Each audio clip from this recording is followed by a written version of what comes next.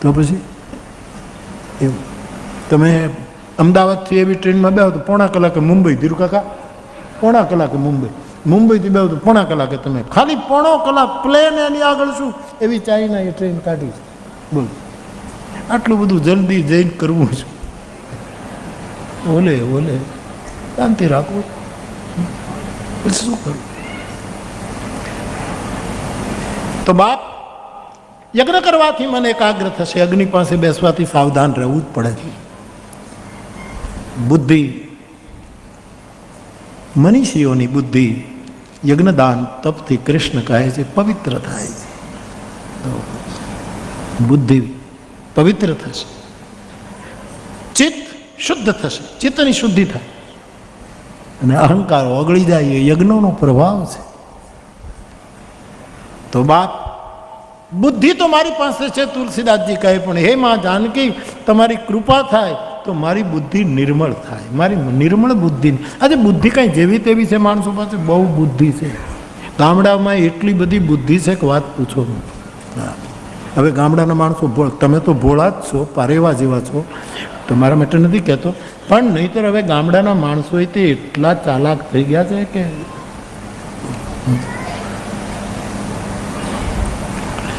એક માણસે નોટ છાપવાનું કારખાનું કર્યું. નોટ છાપે, જાલી નોટ. એને કે ગામડામાં આપણે હવે નોટો છાપીને એનું ઘણું હાલ્યું, પણ પછી એક વખત એણે ભૂલમાં બીબું ખોટું આંકડો ખોટો લખાઈ ગયો. એણે 15 રૂપિયાની નોટ છાપી નાખી. 15ની નોટ તો રિઝર્વ બેન્કે છાપી જ નથી. 10 રૂપિયાની છે, 20ની છે, 50ની છે, 100ની છે, અને પછી 200 રૂપિયાની છે, અને પછી 1000ની છે. નહીં, 200 અટકી ગઈ. બસ 500ની છે. ઠીક છે, આપણને ખબર નહીં ને, આપણે બીજાના જ વાપરવાના, એટલે આમાં બહુ ધ્યાન ન આપ્યું. આ જગુભાઈ આપે એ આપણે વાપર્યા કરીએ, બાકી આમાં આપણે કાંઈ ધ્યાન ન રાખીએ. રાજેન્દ્ર બાબુને કોઈ કયા સાધુને પૂછ્યું, રાજેન્દ્ર બાબુએ, કે સંતની વ્યાખ્યા શું? કે કમાઈ બીજા કરે અને સદભાવથી વિવેકથી વાપરે એનું નામ સાધુ. કમાય જગુભાઈ અને વાપરવાનું કામ અમારે. એવું સાધુની વ્યાખ્યા રમૂજમાં રાજેન્દ્ર પ્રસાદ સાહેબ પાસે કરેલી. તો સાહેબ એને ભૂલમાં શું કર્યું, 15 પતિ પત્ની 2 નોટો છાપવાનું જ કામ કરે. 2 જણા એવા પાકા, 2 જણા એ જ કામ, 8 કલાક કામ કરે નોટો છાપ. એમાં એક વખત ભૂલથી એને 15 રૂપિયાની નોટ છપાઈ. હવે 15 રૂપિયાની નોટ તો સરકારે છાપી જ નથી, અને છપાઈ ગઈ 1 લાખ રૂપિયાની 15ની. આટલો બધો જથ્થો હવે ક્યાં કાઢવું?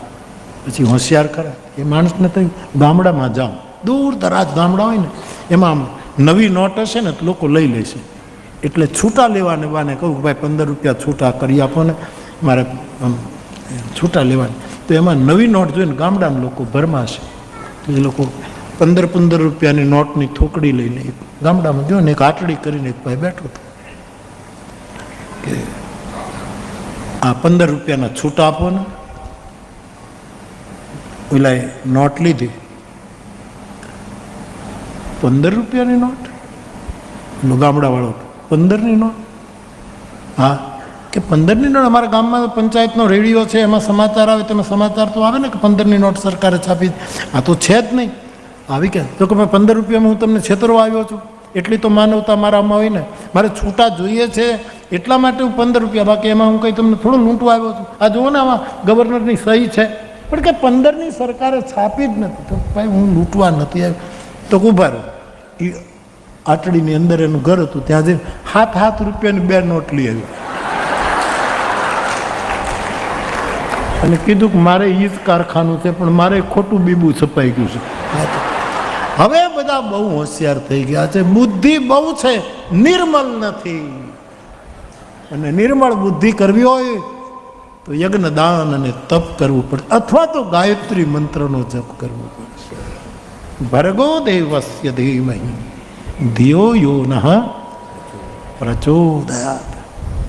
તો માં જાનકીની કૃપાથી મને નિર્મળ બુદ્ધિ પ્રાપ્ત થાય એવી તુલસીએ માંગણી કરી, અને મારી બુદ્ધિ નિર્મળ બને તો પછી હું મન વચન કર્મ શુદ્ધ કરીને રામની પાસે જાઉં અને એ ભગવાન મને પ્રાપ્ત થાય. પુનિ મન વચન કરમ રઘુનાયક, ચરણ કમલ બંધવ સબ લાયક, રાજીવ નયન ધરે ધન સાયક, ભગત વિપતિ ભંજન સુખદાયક. વળી તુલસીને કહ્યું કે મેં સીતાજીની વંદના કરી, પેલા માતૃદેવો ભવ, પછી પિતૃદેવો ભવ. પણ કોઈ એમ ન નહીં કે આ બે છે, સીતારામ એક જ છે. આ તો લીલા કરવા માટે એક જ બ્રહ્મ, એને સ્ત્રી રૂપ લીધું, એ જ બ્રહ્મે પુરુષ રૂપ લીધું. બાકી પાણી અને તરંગ સમાન, જલ અને બીજી સમાન. જેમ કાલિદાસ શિવ પાર્વતીનું એક કે બતાવે એમ, ગિરા અર્થ જલ બીજ સમ કહિયત ભિન્ન ન ભિન્ન, બંધવ સીતારામ પદ જિન્હી પરમ પ્રિય ખિન્ન. તો સીતારામજીની વંદના કરીએ અને પછી 72 પંક્તિમાં રામ નામ મહારાજની વંદના કરી છે. હમણાં આપણે રામ નામ સંકીર્તન, મૂળ આખા ગ્રંથનો સાર રામ જ છે, પણ વિસ્તાર તો કરવો પડે ગ્રંથની મર્યાદામાં, સમયની મર્યાદામાં, દેશની મર્યાદામાં.